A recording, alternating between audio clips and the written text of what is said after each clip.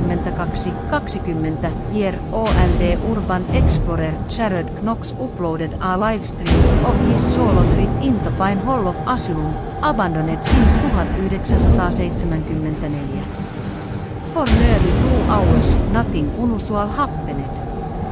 Until he broke into a room labeled 313 Sealed with chains and warning tablet.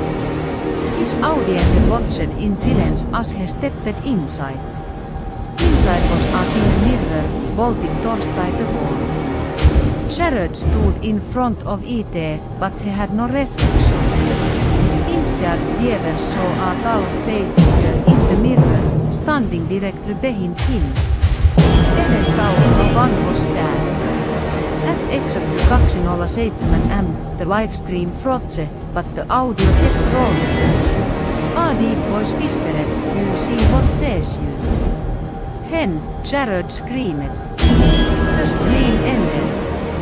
He never posted again.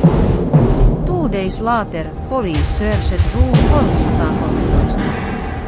Jared's flashlight, phone and backpack were found. But the mirror was gone. In ET's place, a carved message in the wall, "Now ET knows your face." Bedroom mirror showing dimly lit empty room, strange pale figure standing in corner, reflection missing photographer entry.